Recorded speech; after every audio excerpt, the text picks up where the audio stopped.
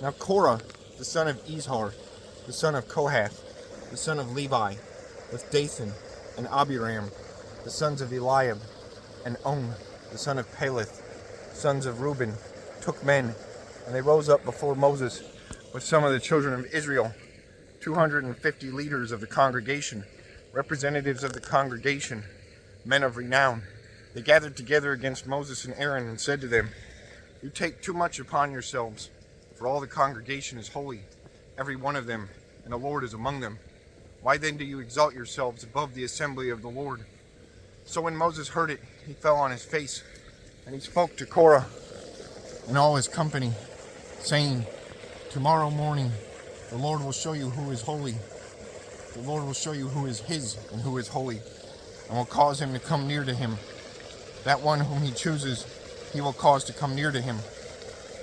Do this, take censers, Korah, and all your company. Put fire in them, and put incense in them before the Lord tomorrow. And it shall be that the man whom the Lord chooses is the Holy One. You take too much upon yourselves, you sons of Levi."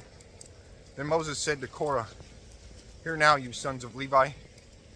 Is it a small thing to you that God, the God of Israel, has separated you from the congregation of Israel to bring you near to himself, to do the work of the tabernacle of the Lord, and to stand before the congregation of them, and that he has brought you near to himself, you and all your brethren, the sons of Levi, with you?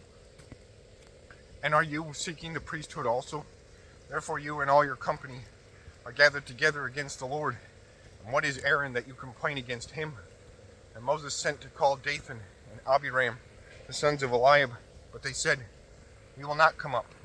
Is it a small thing that you have brought us up out of a land flowing with milk and honey, to kill us in the wilderness, that you should keep acting like a prince over us?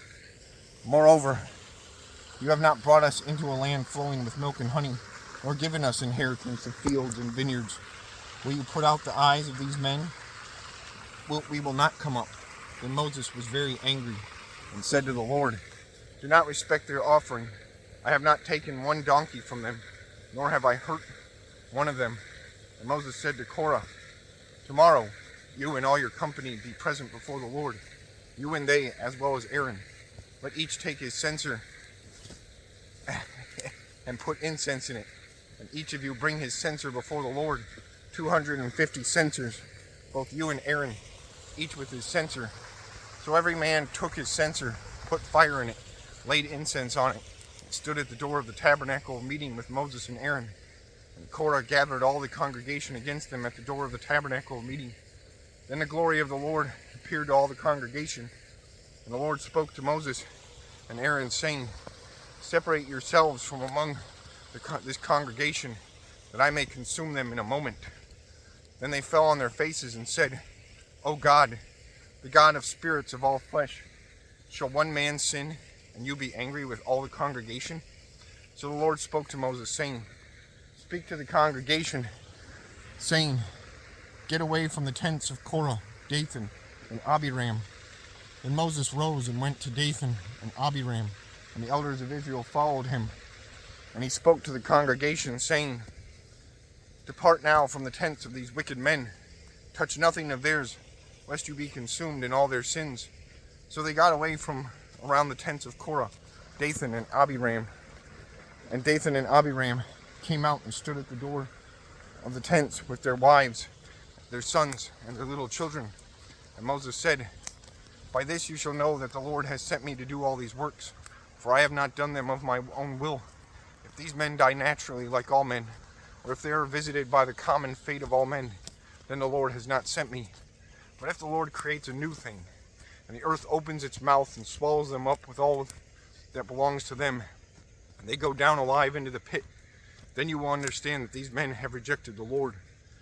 Now it came to pass, as he finished speaking all these words, that the ground split apart under them, and the earth opened its mouth and swallowed them up, with their households and all the men with Korah, with all their goods. So they and all those with them went down alive into the pit. The earth closed over them, and they perished from among the assembly. Then all Israel, who were around them, fled at their cry and said, "Lest the earth swallow us up also." And a fire came out from the Lord and consumed the 250 men who were offering incense.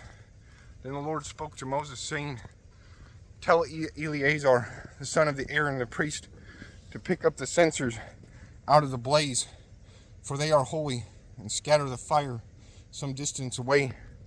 The censers of these men who sinned against their own souls, let them be made into hammered plates as a covering for the altar, because they presented them before the Lord. Therefore they are holy, and they shall be a sign to the children of Israel." So Eleazar the priest took the bronze censers, which those who were burned up had presented, and they were hammered out as a covering on the altar, to be a memorial to the children of Israel, that no outsider who is not a descendant of Aaron should come near to offer incense before the Lord, that he might not become like Korah and his companions, just as the Lord had said to him through Moses. On the next day, all the congregation of the children of Israel complained against Moses and Aaron, saying, You have killed the people of the Lord."